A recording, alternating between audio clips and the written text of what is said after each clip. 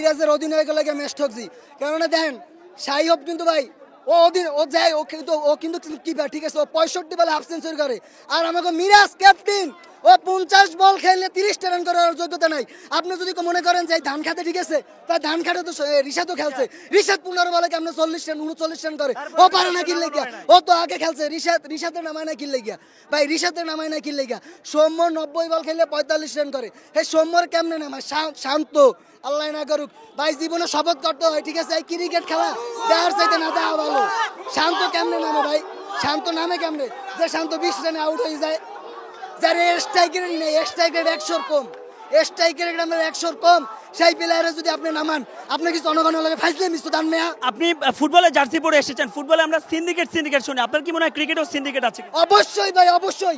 আপনি যদি এখন হিসাব করেন, ঠিক আছে, যে ওয়ানডেতে বাংলাদেশের এই মুহূর্তে মুসাদ্দেকরে প্রয়োজন কি লেগে জানেন?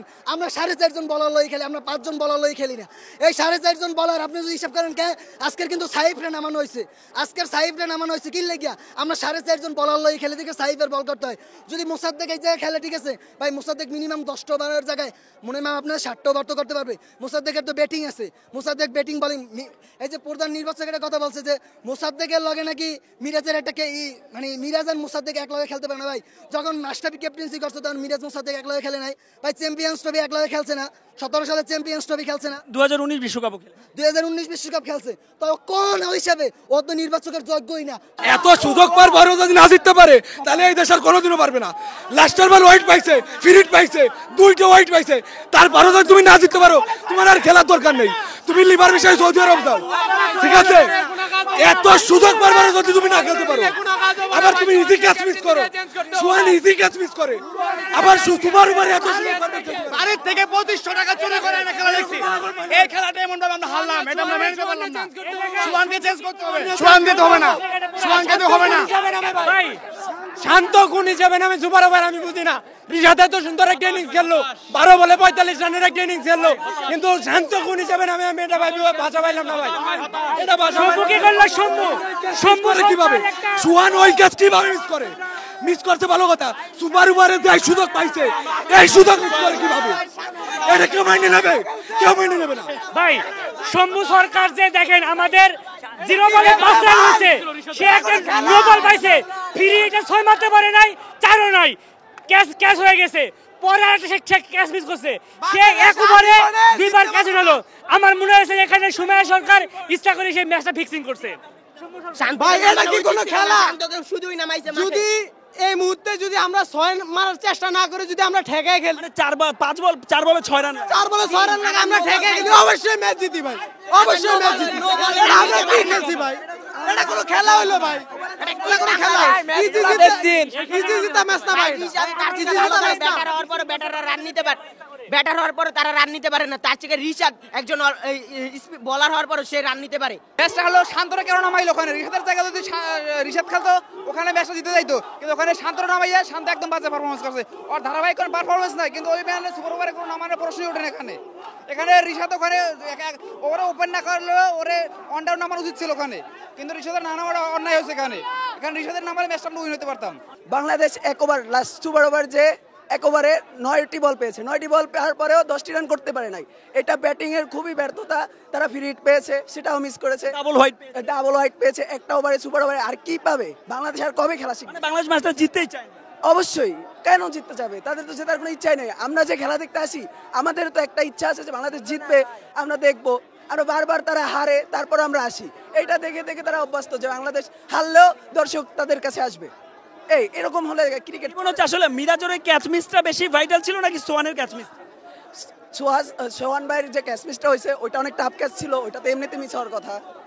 খুব ভালো ট্রাই করতে পারে নাই, কিন্তু মিরাজ ভাই এটা হাতে ছিল, এক স্টেপ আগ গেলে হাতে পাইতো, কিন্তু সে জায়গায় দাঁড়াইয়া মিস করছে।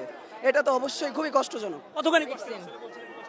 এটা খুবই কষ্টের। আমরা বরিশাল থেকে খেলা দেখতে আসছি এখানে, তো এরপরে এই খেলাটা দেখবো আমরা আশা করি নাই। ঠিক আছে, আমাদের মনে হইতেছে যে এই ম্যাচটা তারা বিক্রি করে দিছে, প্লেয়াররা ফিক্সিং করছে। এটা তারা নিজেরা ফিক্সিং করে এরপরে বাজে খেলা দিছে। তা না হলে এটা কিভাবে সম্ভব? এরা তো একটা প্লেয়ার হয়ে মনে করেন যে 10টি রান 9টি বলে করা, এটা মনে হইতেছে আমাদের দ্বারাও সম্ভব। বলছি মানে ওরা তো ফার্স্ট টাইম দেখছে যে রিশাদে কতটুকু অবদান লাগছে খেলার মধ্যে, কিন্তু কেন মানে রিশাদকে বাদ দেয়, কেন আপনার ইয়াকে নামায়, শান্তকে নামায়? শান্ত কোনো পারফরমেন্স আছে? শান্ত স্ট্রাইকার হিসেবে আপনি 100 নেতার মধ্যে শান্ত স্ট্রাইকার, কিন্তু এরা কেমনে ভাবে নামায়? আপনি 9 বলে আসলে 11 রান করতে পারেন না, আপনার 2টা ওয়াইড ছিল, একটা নো বল। কথা তো এটাই, কেন কেন হয় না এটা আমি এটাই বলতেছি না, বুঝছেন ভাই? আর সম্পূর্ণ দোষ মিরাজের। মিরাজ একমাত্র বুয়া খেলছে, একবারে পারফরমেন্স জিরো লেভেলের। কোনো ইলারদার কিচ্ছু হবে না, ক্যাপ্টেন হিসেবে উনি একবারে জিরো লেভেলের বুয়া একবারে বুয়া। পড়াশোনা বাদ দিয়ে সবকিছু বাদ দিয়ে খেলা দেখার জন্য, কিন্তু আমরা খেলা শেষে কোনো আমরা পাই না, বুঝছেন? এর বিনিময়ে কিছু আমরা পাই না, ঠিক আছে? খুবই কষ্ট পেয়েছে আমার ভাতিজা, এই প্রথম ফার্স্ট খেলা দেখতে আসছিল, যে অনেক আশা নিয়ে আসছিল যে আমরা আজকে জিতবো। আমাদের জিতা ম্যাচ সোহান প্রথমে আমাদের হারিয়ে দিয়েছে। আমাদের মিরাজের ক্যাপ্টেন্সি অনেক দুর্বল, তারপর ওয়েস্ট ইন্ডিজের চতুর্থ লেভেলের প্লেয়ার দিয়ে আজকে তারা ম্যাচ জিতে যায়। আমাদের প্রয়োজন সাকিব, তামিম, মাশরাফি, মাহমুদুল্লাহ রিয়াদ, মুশফিকের মতো প্লেয়ার। আমাদের এই প্লেয়ার দিয়ে কাজ হবে না। আমাদের মিরাজের ক্যাপ্টেন্সি অনেক দুর্বল আছে, অনেক শিকার আছে, এগুলো দেখতে হবে বিসিবি বোর্ডকে। আমি তো মনে করি এগুলো তাছাড়া দুর্নীতি। যে দর্শকরা আসলে দুর্নীতির কথা বলছে, আমরা একটু কথা বলতে চাই। জি, মিরাজের ক্যাপ্টেন্সি কেমন দেখলেন? একবারে জঘন্য। যখন আপনি সুপার ওভারে গেলেন, যে ব্যাটসম্যান আমাদের স্পিনার বলারদের সবচেয়ে বেশি বেটা, সেটা হলো রিশাদ। এখন বর্তমান যারা ব্যাটসম্যান আছে, সেই ব্যাটসম্যান আমরা আগে থেকে এই ম্যাচে 14 বলে 39 করছে। আর আরেকটা জিনিস আপনি জানেন যে এই ম্যাচে আমরা আগে থেকে জানি ওই দলে কোনো প্রেজার নাই, তার মানে অবশ্যই স্পিনাররা বল করবে, এটা তো আগে থেকে জানা। সেই দলে কিভাবে আপনার সুপার ওভারে প্রথমে রিশাদের মতো ব্যাটসম্যান ব্যাটিং পায় না, এটা আমার মাথাতে আসে না। আমরা নিজেরাও ছোটখাটো ক্রিকেট খেলছি, কিন্তু এত বড় ভুয়া ক্যাপ্টেন্সি কোনোদিন দেখি না, একবারে বাজে ক্যাপ্টেন্সি। এবং মিরাজ ক্যাচ মিসও করেছে, ক্যাচ মিস করছে লাস্টে, ওর লাস্ট বলে 6 খাইছে। আমরা তো আগে ম্যাচটা দিতে, ও 6 খাওয়ার পর জন্যই তো আমরা ম্যাচটা হারলাম। এত ভুল একটা খেলাত মানলো না ভাই। ক্যাপ্টেন্সির কখনো এত ভুল মেনে নেওয়া যায় না, কেননা আপনি একটু চিন্তা করে দেখুন, 4 থেকে 5টা ছক্কা মেরেছে রিশাদ, সেই রিশাদকে বাদ দিয়ে কিভাবে ওই ওপেনিং নামালো। হ্যাঁ, সম্মুর সাথে ওই হচ্ছে রিশাদকে দিতে পারতো, তারপরে কেন হচ্ছে শান্তকে নামালো? শান্তকে তো নামানোর দরকার ছিল না, কারণ ওই সময় রিশাদকে দিতে পারতো না, ওই সময় রিশাদকে দিতে পারতো। তাই আমরা জনগণ, বাংলাদেশের জনগণ আমরা চাই মিরাজকে কালকে দিনের ভিতর ওর ক্যাপ্টেন্সি কেড়ে নেওয়া হোক এবং ও ক্রিকেট থেকে বহিষ্কার করুক। ওই জন্য জীবনে কোনোদিন বাংলাদেশের ক্রিকেট খেলতে না আসে মিরাজ। এক কথা শেষ।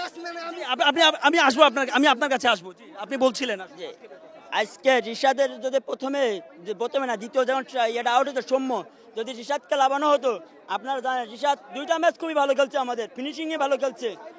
এবার এখানে শান্ত 13 বলে 26, 14 বলে 39, এবং তিনি স্পিনার বলে খুব দুর্দান্ত খেলেন তিনি, এবং তার হলো স্পিন বল খেলে এমন হাইট বেশি, এই পাওয়ার হিটিং বেশি। তাহলে আগামী দিনে আমরা আবারও দেখতে চাই যেন অধিনায়ক তো রিশাদ প্রত্যেকটা ম্যাচই ভালো খেলছে, আপনারা খেয়াল করে দেখেন, ফিল্ডিং, বোলিং সব কয়টা তিনি হলো দুর্দান্ত ফর্মে আছে। আজকে শুধু এক মেয়ারাজের অধিনায়কদের জন্য আমাদের এই ম্যাচটা হার হয়েছে। এর সাথে মাইয়েরা কালকের ভালো খেলছে, এর সাথে কালকের মাইয়েরাও ভালো খেলছে ভাই, মাইয়েরাও ভালো খেলছে। যদি মাইয়েরা ঠকে ঠিক আছে, এর সাথে মাইয়েরাও ভালো খেলছে, বুঝলেন নাই? এই প্রত্যেক সালারে থাকবেন এই জায়গায় আপনারা এসে প্রত্যেক দিন আসে, ঠিক আছে? আইসে কি 2 দিন পর একটু সাংবাদিক পাইলে আমরা এটা করতেছি ওটা করতেছি, তোর প্লেয়ার ঠিক নাই, তোর এই পিচ ঠিক নেই, তুই কি করতেছিস?